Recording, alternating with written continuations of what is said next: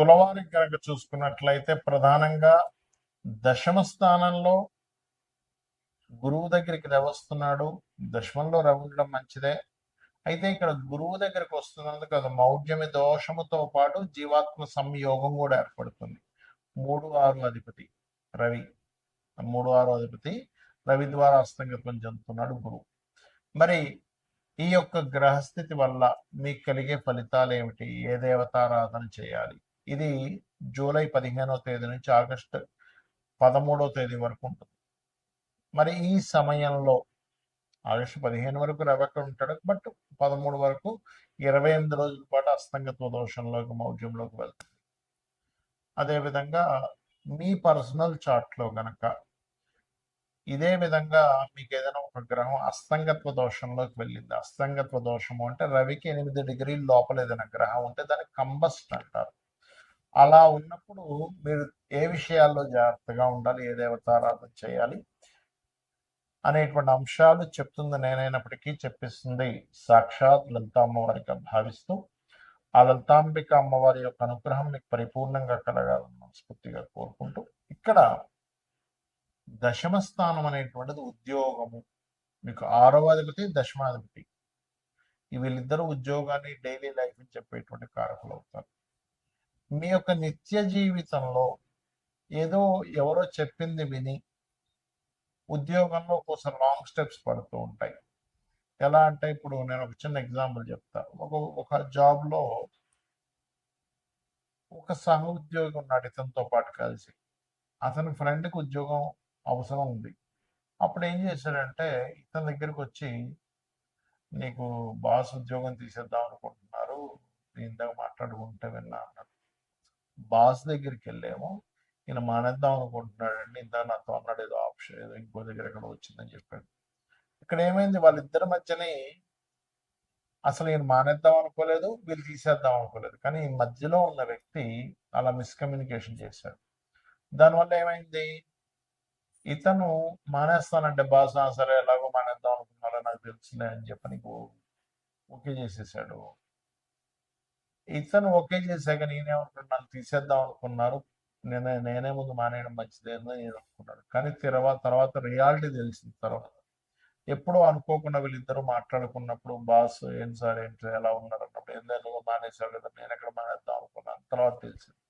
కాబట్టి ఇలా మధ్యవర్తత్వాలు ఉంటూ ఇలా ఇబ్బంది పెడతారు. కాబట్టి ఈ విషయంలో చాలా చాలా చాలా జాగ్రత్తగా ఉండండి. ఓం మాణిక్య మకుటాకార జానుద్వై విరాజితాయ నమః మంత్రం చేసుకోండి.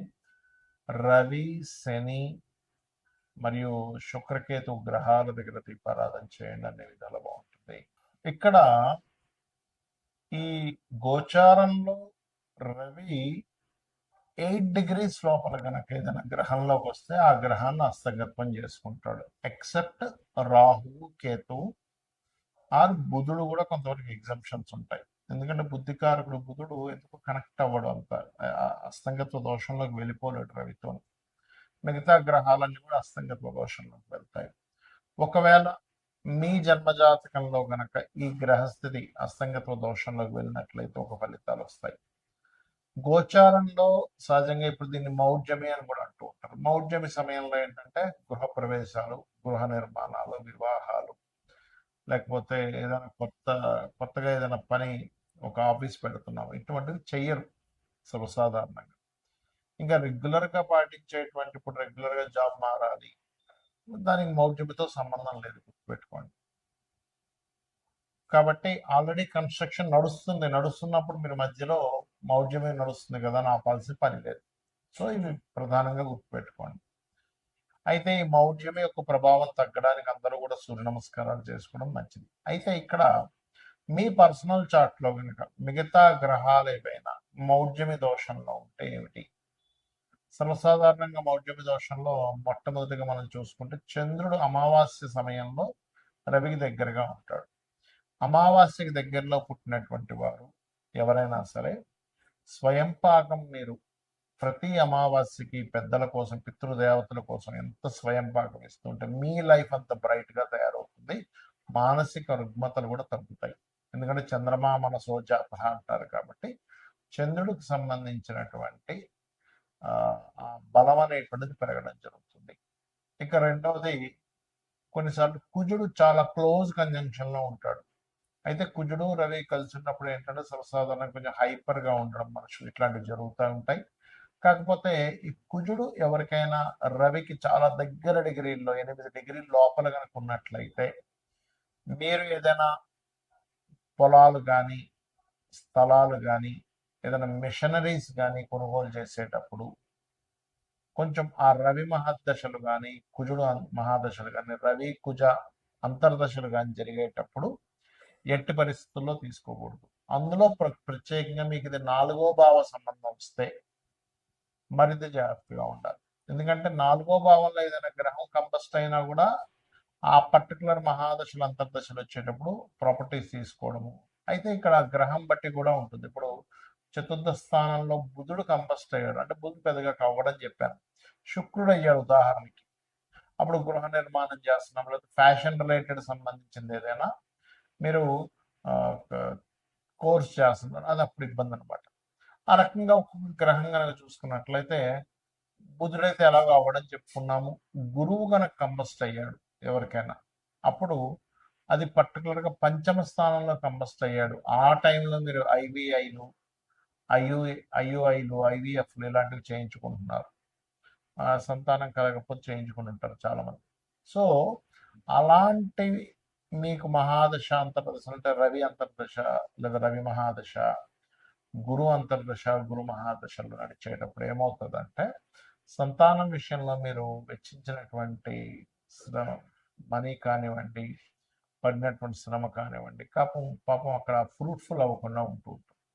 సో గురువు కనుక ఇలా అయినప్పుడు మంత్ర సాధన చేసేవాళ్ళు, ఇంకొంతమంది పాపం గురువు కంబస్ట్లో ఉన్నప్పుడు తెలియక ఆ పర్టికులర్ టైంలో ఉపనయనాది సంస్కారాలు కూడా చేస్తూ ఉంటారు. పర్టికులర్గా ఈ యొక్క గురువు మౌఢ్యంలో ఉన్నప్పుడు ఉపనయనాది సంస్కారాలు కూడా చెయ్యరు.